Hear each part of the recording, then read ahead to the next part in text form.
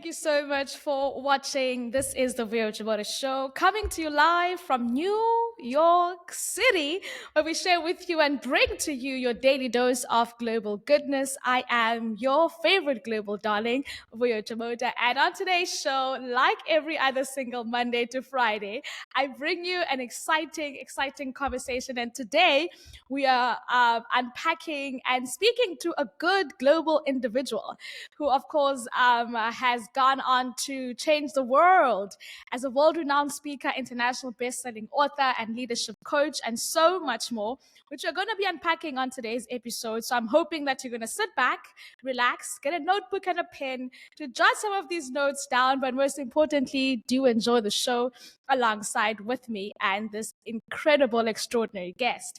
Now, before I introduce you to her, I'm sure you're going to love her because I absolutely love and adore the work that she does and the person that she is, and the service that she gets to do for people around the world.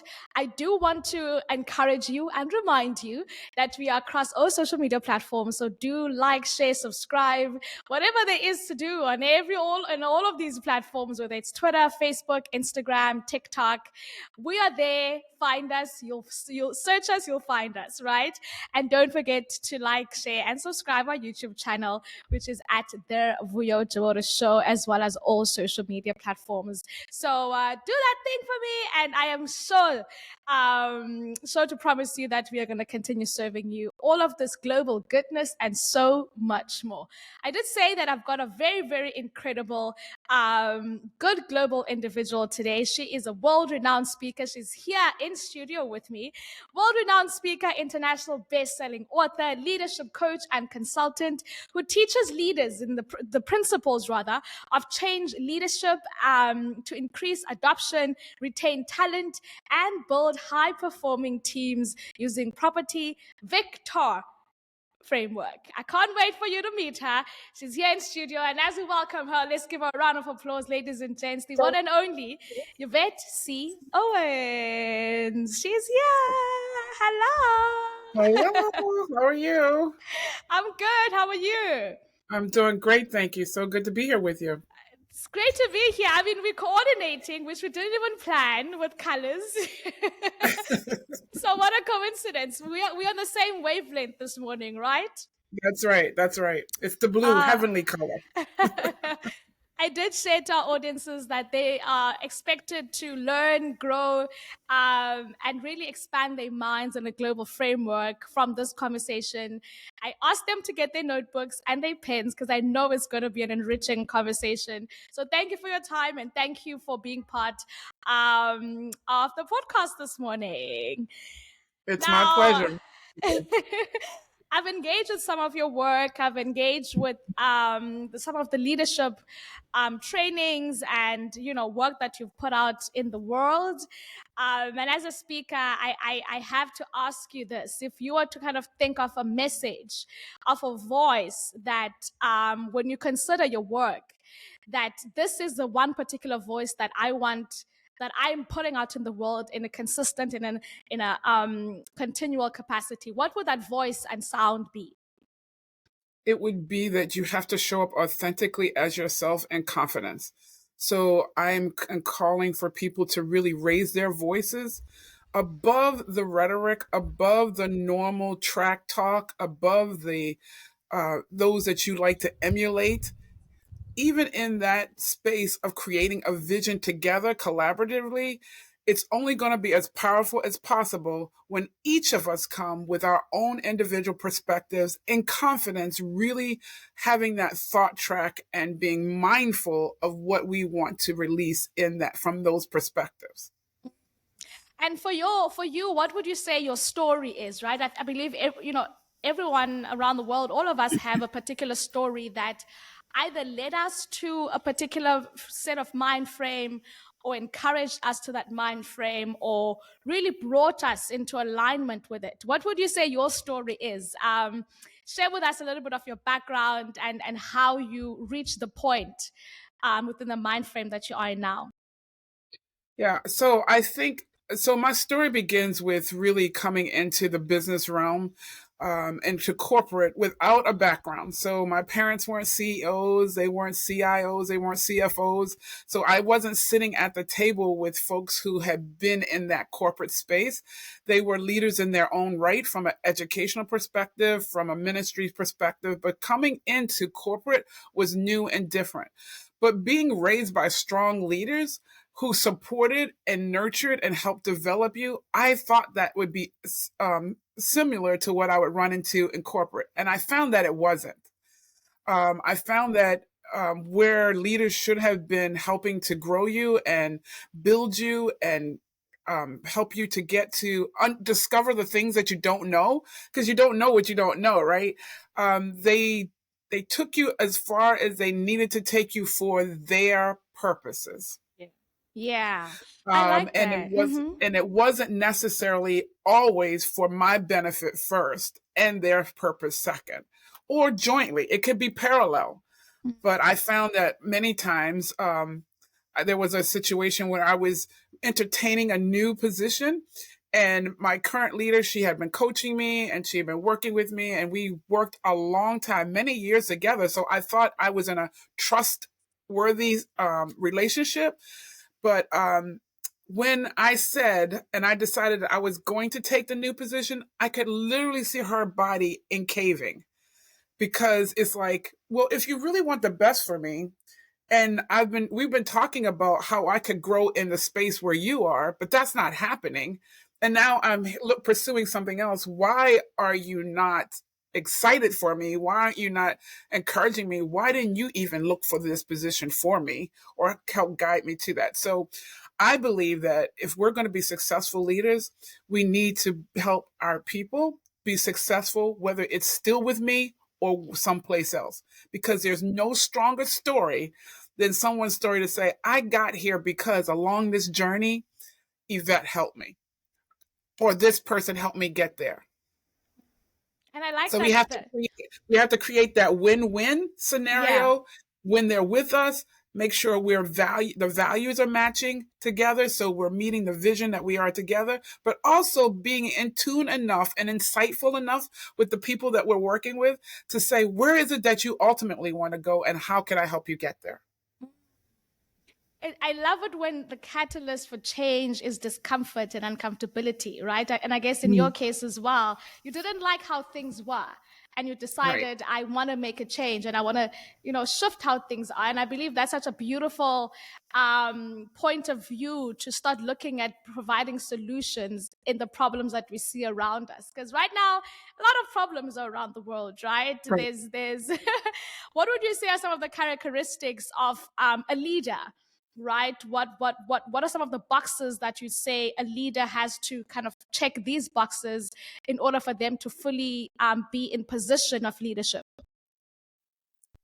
Well, even before I address that, the catalyst of change, I remember sitting and with some colleagues at lunch, and it just came out of the very soul, my depths of my soul. I want my joy back.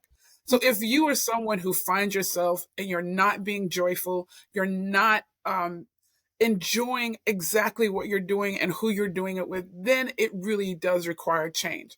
So I would say a strong and great leader is one who is clearly able to articulate the vision, where you're going, how you need, what you need to get there, but leave space for people around you to talk about how you get there.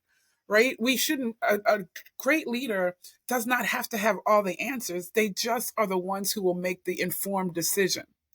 And so I really encourage people who are on teams, you inform your leader, you make sure they have all the information they need so they make the decision, and you don't get hung up on, they didn't decide the way I wanted to decide, because they also have information that you don't have at your disposal, right?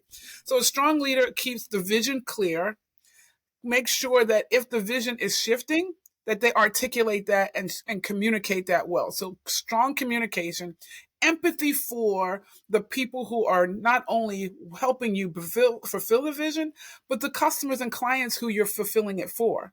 If you don't have empathy, and I think we become so sterile in business, and we just become, this is our famous line, it's not personal. Well, it's just personal. Business. It's just business. Yes. It is personal.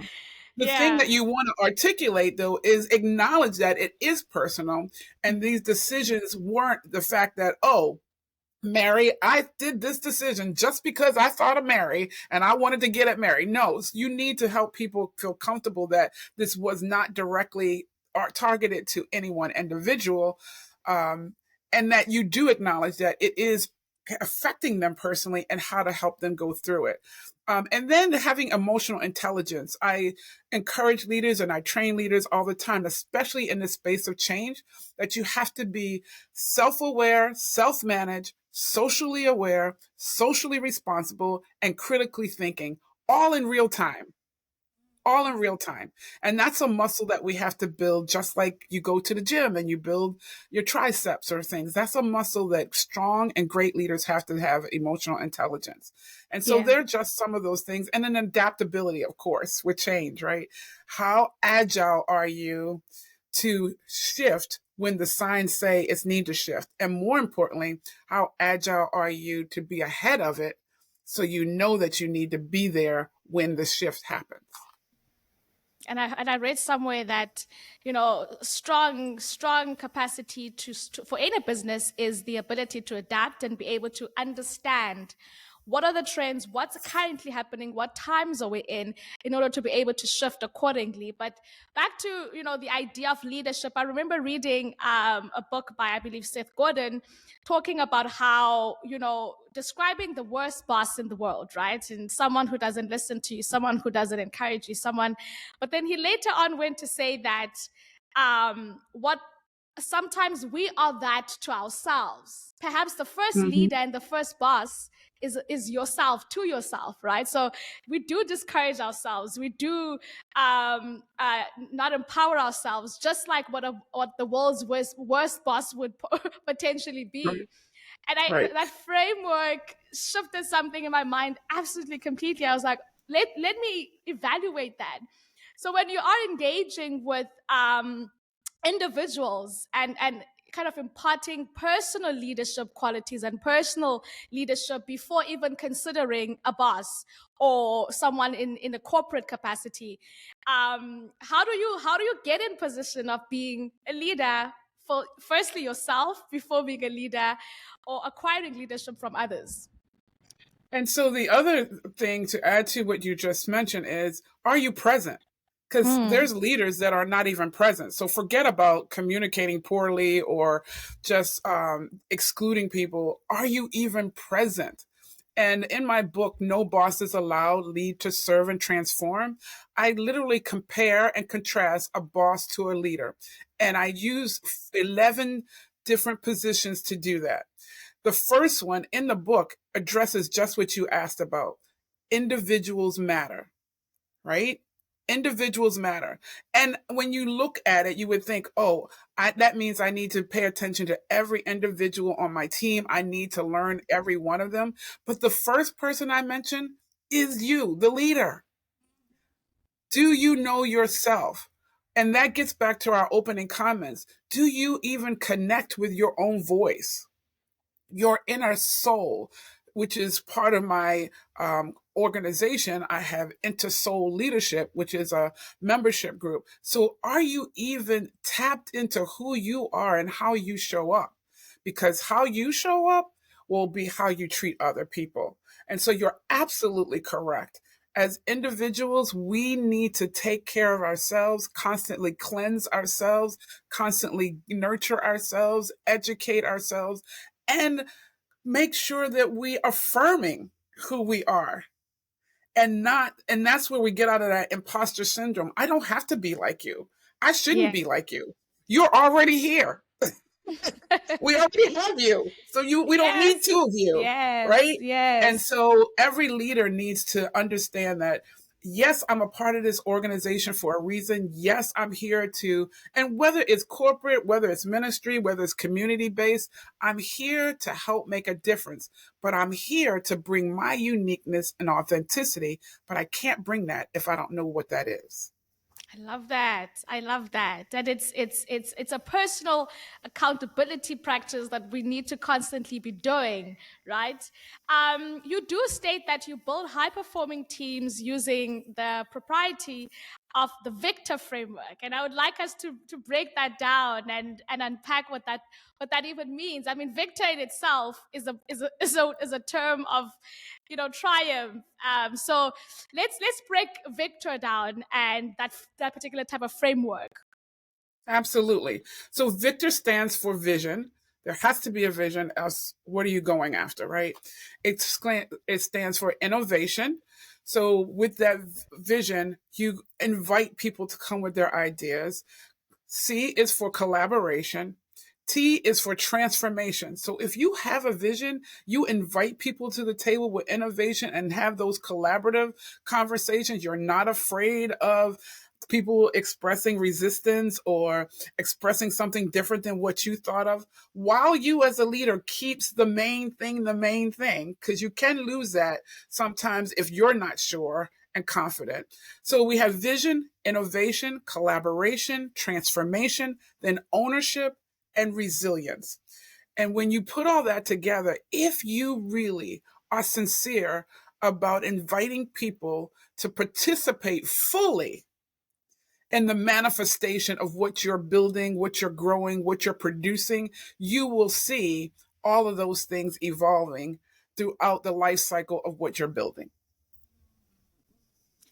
And I hope that, whoever's listening and watching has kind of written that down so that they can see it and continuously kind of remind themselves of that particular framework.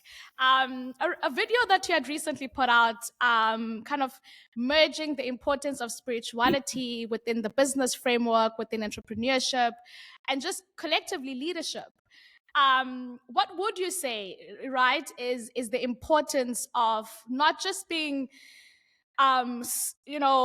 business smart, but also being aware of all the other elements, humanly elements that are required to be successful and to run successful businesses, which could often lead to being the spiritual element to it. Please do share that with us as well, because I think it's such an important element that sometimes is shied upon or shied away from. So the fastest way for failure is to think that I am the beginning and end of all that I do.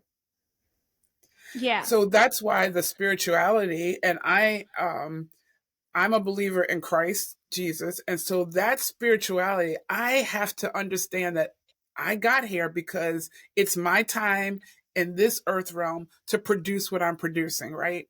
Yeah. And so if you don't understand that something is bigger than you, propelling you to be successful, putting you on a trajectory of great victory and triumph, then you will not go for the bigger and better things.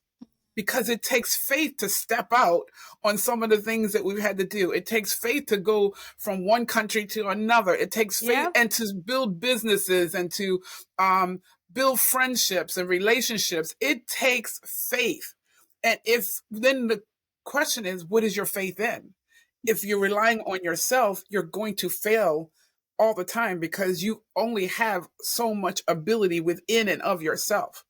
Yeah. If you're relying on other people, they are prone to also fail also because we're human. But when I rely on the greater I am, who created me, who thought about me and what I was going to do before the foundation of the earth, then I'm able to do far and exceedingly abundantly above all that I could ever imagine or think on my own. And so I don't want to just leave here saying, oh, I did my best. No, I want to leave here saying I did everything I was assigned and sent here in this realm to do. And that will be far more than what I could ever think of on my own. Yeah. And I will amaze myself, right? You'll amaze yourself when you do that. Yeah. It reminds me of the scripture about the vine and the branches. And really, I can only imagine what is a branch without a vine. How is it even possible to reach that maximum capacity without having that particular root and that particular essence? And I think that's what we are seeing now collectively around the world.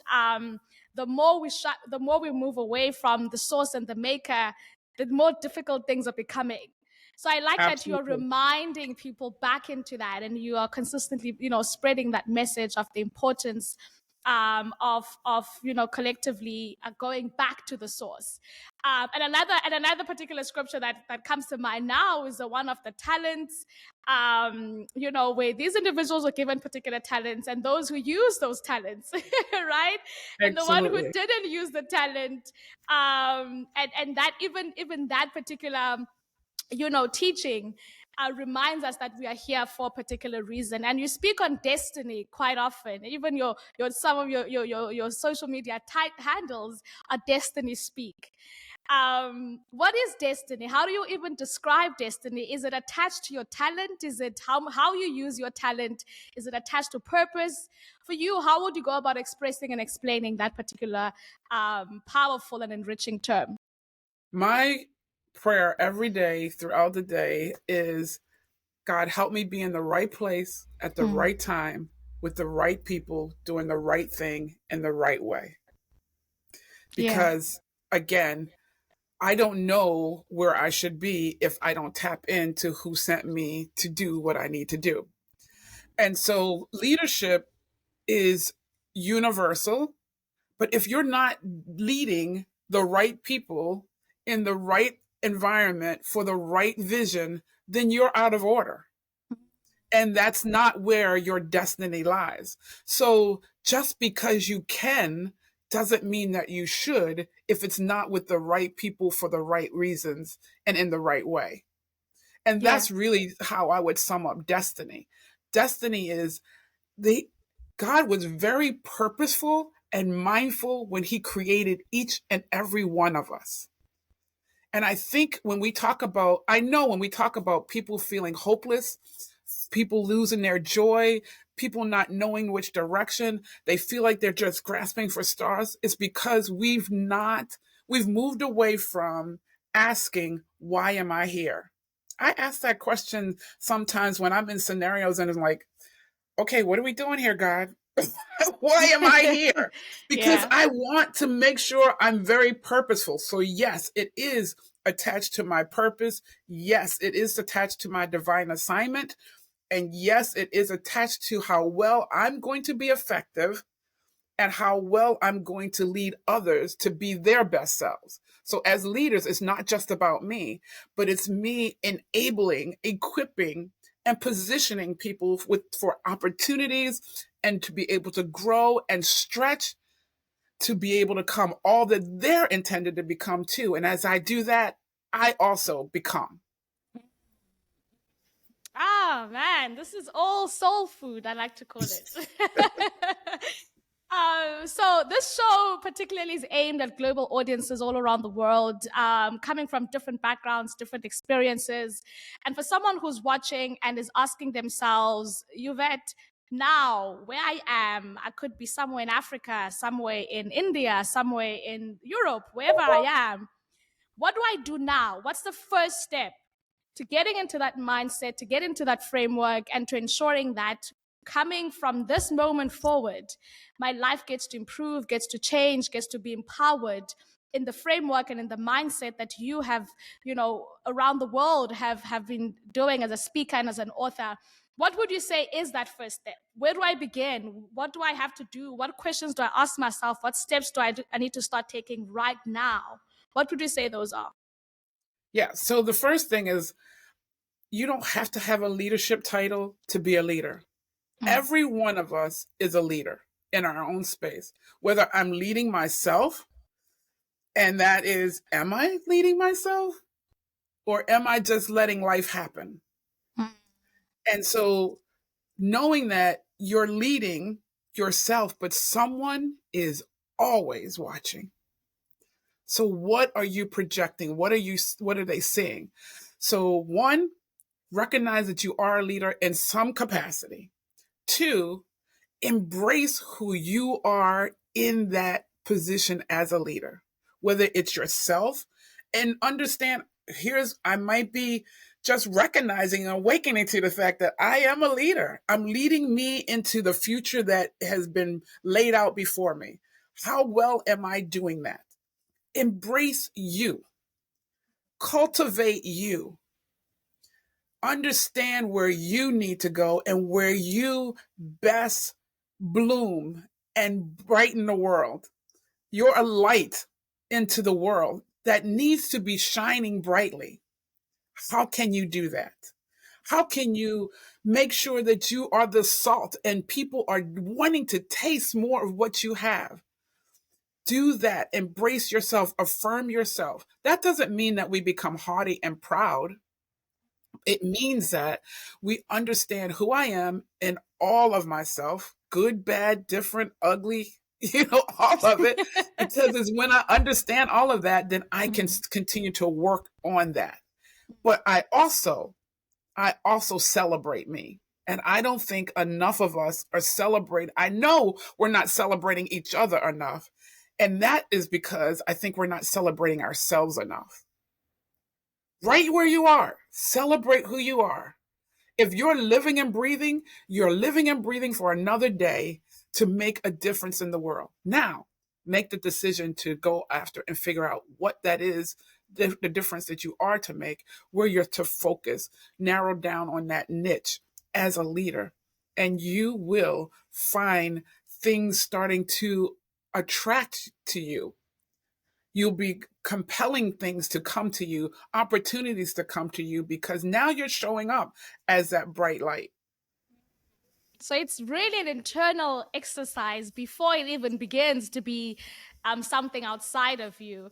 Now you've written such an incredible book as an international best-selling author. I get this question a lot. I've written a book before, and people always ask me about what is a formula, because writing a book seems to be the most daunting thing that individuals from around the world think about doing, but never really commit to doing. So, do you have a formula to writing best-selling books, or how did your process and your experience go? Please share that experience with us. So my first book, Conquering Corporate Enemies, Mind, Personalities, and Situations, was more of kind of like a memoir plus the experience of clients and mentees and it was really a healing experience for me. So it started with my journal, right? I was journaling, and then I was able to take aspects of or excerpts from my journal and really created that book. And so there's passages in there, there's sections in there that really address things that I had to work through and overcome to really be able to get to this space where I am today, talking to you, which then led me to the next book, No Bosses Allowed, Lead to Serve and Transform. I really was just trying to do an ebook as a lead magnet, right? But it really started to spill out of me. You know what? You look around what's happening in your world and you see what's happening. And when you're seeing what's happening in your world, it's like, this doesn't look right or sound right.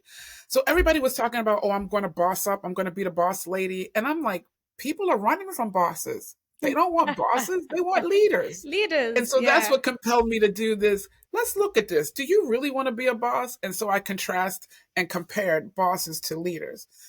So it really starts with something that triggers you, that really you feel. For me, it's usually something that really helps me feel like I really need to address this.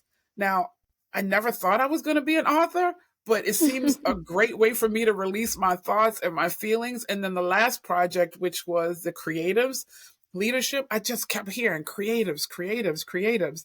And I'm like, okay, what am I supposed to do with that? And it's like, but you do leadership. And so I was able to find 15 other leaders who told their story around how they're creative in that space. And it came at an opportune time because we're coming out of COVID. We're dealing with the mass of people leaving, the Great Resignation.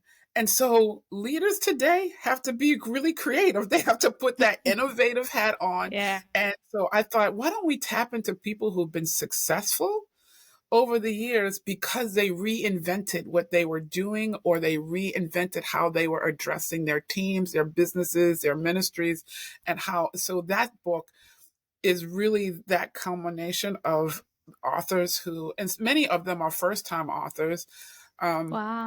who are sharing their stories how I just couldn't do what I saw. And sometimes in leadership, we just do what another leader did, and we think that's going to help us successful. No, you got to bring some creativity to the table. So it's definitely a call to action to anyone who's watching to go get those books. Go get those books to continue hearing, but to also have the physicality of this particular conversation and even more of the work that you get to do. And now I'm kind of gonna go back to scripture again, because you did mention that you being a Christian. So there's a particular scripture where I believe there's a number of different characters in the Bible, from your Moses to your Jeremiahs, who God was like, go and I'll put words for you to say, and I will give you the words, because Yeah. as a speaker, right, as an internationally acclaimed, world-renowned speaker, and for someone who is listening and watching and is believes that there's something that God is giving them to put out, is a voice. And we spoke, that was the first initial question I even asked you: what is your voice? What is the formula to finding then that voice? What would you say is a vehicle that one could use into ensuring that they're not silent, and that they understand that speaking, projecting your voice and being really intentional about that is quite important? Yeah. I would say, first of all, there is a thread through all of our life. There's some synergy through all of our lives that helps us to identify what we're supposed to be speaking about. And as you said, you need to go. We make it far more complicated and far more difficult than it has to be. Just being willing to be vulnerable and go and learn as you go, refine as you go, and so that you're out there. It's making that first step is the hardest. When I released my first book, I was like, oh dear God. No, I was still working in corporate. I'm like, what are they going to think? Am I going to lose my job? Blah, blah, blah, and all that stuff. But I knew I had this burning sensation in me that I had to release that book, and it just wouldn't let me go. And I did, and I'm still here. And I didn't lose my job. I just had the opportunity to retire from my job in July. So it's like the worst thing that you're thinking about that's going to happen probably won't happen. So just do it and go. And so when you're speaking, if you find that there is this common thread, that you either see the issue often when you're in different scenarios, because different things are highlighted to us, because that's where we're supposed to pay attention to. And where attention is, intention follows.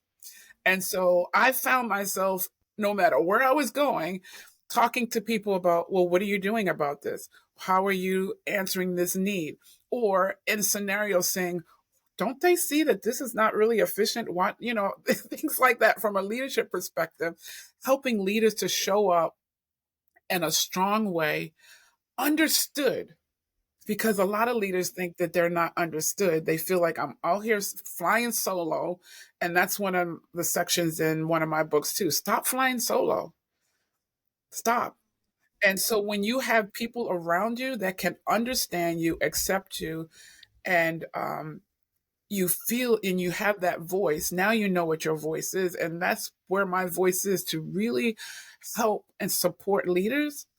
So creating that safe space so they can be vulnerable again. Because there are times when they have to be on, they have to be performing, they have to be the strong one in the group, but everyone needs a safe place. And it really has to come from somebody who understands your world. And I get it. I get the leader's world. I understand it from a corporate, from a ministry, from a community. I've been a leader in all of those realms. And when you can get into the presence of someone or a community that allows you to do that, now I can go out, be stronger. Oh man, that's so exciting.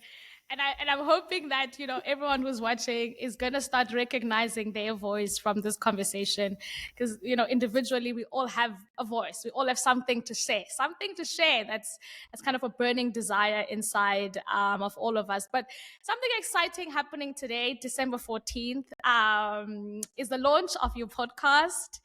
And I want us to chat about that. What is it all about?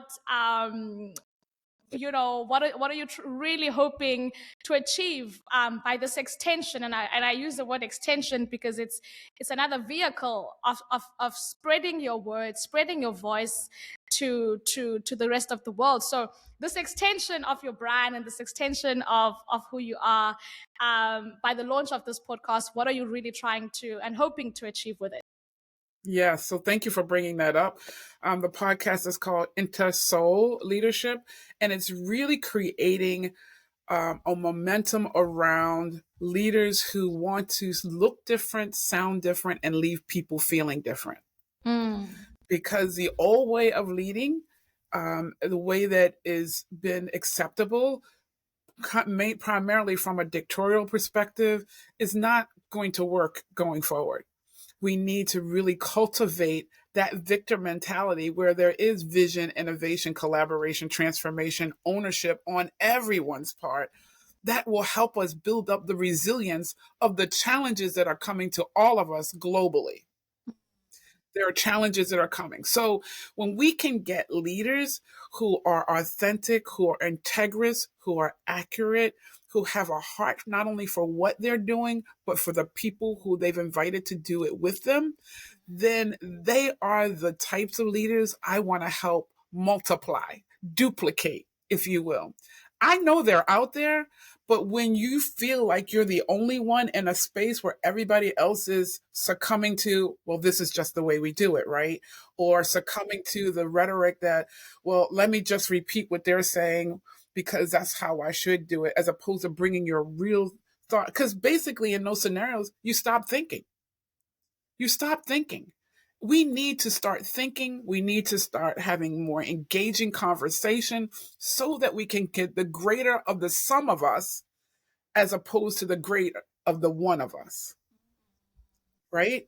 And so that's what that podcast broadcast will bring opportunities. It will it will poise opportunities to consider, how do we really address change? How do you really address the being able to optimize your talent in a space where, you know, resources might be limited, but are you really valuing who you have right there on your team, or valuing who you have in the room or in the building, or, you know, those kind of things. So really projecting out the goodness of being a great leader and what a great leader should be, as opposed to just mimicking Yeah. what we've seen So in the past. Yeah. I'm sure everyone who's watching and listening is like, I can't wait. I can't wait to see the podcast, to hear the podcast, and to kind of, you know, keep going back to continue learning and hearing these nuggets. I believe I'm a leader, and I believe that there's a voice that I have. So for that, I'm going to continue to listen to people like yourself who are sharing that insight and that information. So do go check it out. It's coming out today. Where do they find it? How do they access it? Please let us know. Yeah, it will be on my YouTube channel, which is DestinySpeak. It's a YouTube channel, and it will also be on all my social media platforms, things like that. I think the team is in the process of launching it right now as we're Oh, talking, wow. getting it out there. And you will be able to also get it on my website. We will have spots there for my website.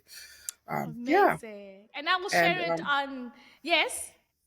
and it's really, to your point, is I want to just encourage leaders. You may be great and you may be doing all the right things, and I believe many of us are, but there's still potential within us, and that's where I'm having a challenge in January about unleashing your leadership potential. That there's more of us to tap into. That's why I, get back to that. Yeah, I've done this. I've done it for 10 years. I've done it for 50 years. Okay. But if you're still here, there's more that There's you still need to more. tap into. Yeah, yeah. No, I'll definitely be sharing the link to the podcast to your pages on the description. So do go check it out, ladies and gents. I am so enriched by this conversation, and we're gonna close it off with the global segment of it, where I'm gonna be asking you some global questions. And the first being, what does being global? What does the term global mean to you? I mean, it means to me that I have brothers and sisters across the world that I need to connect with because we have like minded and we're trying to achieve the same thing. I also have, and I've done that. I've been privileged to meet many people who are like, hey, your voice sounds like my voice. And so that means we can amplify the voice, right? Mm, Then there's also people across the globe who have not been subjected to or had the opportunity to really glean from or have someone pour into their lives to be able to share information that really gives them a very different perspective that will totally shift how their mindset, help them to be more mindful of what they're doing. And that's who I want to help. We sometimes do things and we don't know how it impacts the people that yeah. we're doing it. And Mm, we need to understand that this practice is a good thing, but that practice we might want to reconsider. And so if I can help those who hear my voice, and I think globally, all of us, like you're doing, helping people hear your voice, right? And hearing the guest that you're bringing, because now it awakens people to, this is different than what I've always heard. Maybe I should explore. mm. Exploring and adventuring is great. We should be explorers, and that's what we encourage here on this podcast, right? I definitely believe that the world is a good place and we should experience that good, right? As much as there's the bad in the world, but I think just as much there's so much goodness, and that's really what we're trying to embody and share and experience right here on this particular show. Now, what's your favorite global destination, or one that you've been to, or one that you're looking to go to, and that's in your list of to go to places? What would you say that one particular destination is? So I've been to Ghana twice, and that's been that was a great trip. I have two places. I definitely want to go to South Africa Yeah. because I've met a lot of people. I mean, it's almost like that's where I'm supposed to be, tapping into and building up Yeah. new relationships. So definitely, I'm planning a retreat for the end of next year with a partner from over in South Africa to be in South Africa. And then I also want to go to Italy. And then Mm-hmm. my dream trip is in Paris. So, Mm-hmm. yeah, so I think here's the other thing about being global. We will find that we're more alike than we are And different different. Yeah. when we have those conversations with global folks.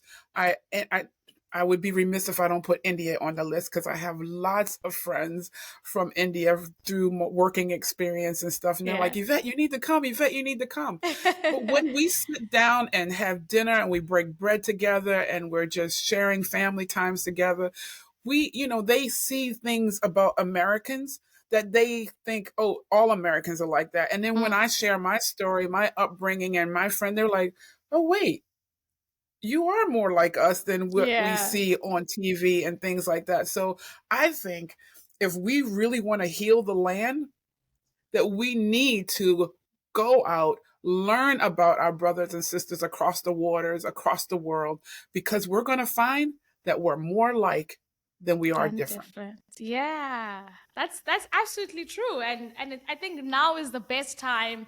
As we've just come out of COVID, we're trying to find solutions, not just for ourselves and for where we are, but solutions to change the entire world. And what better way to change the world than to be in the world and to experience the world, both physically, emotionally, and otherwise. And I always say that the best document to have as an individual is a passport, because it can take you Absolutely. anywhere.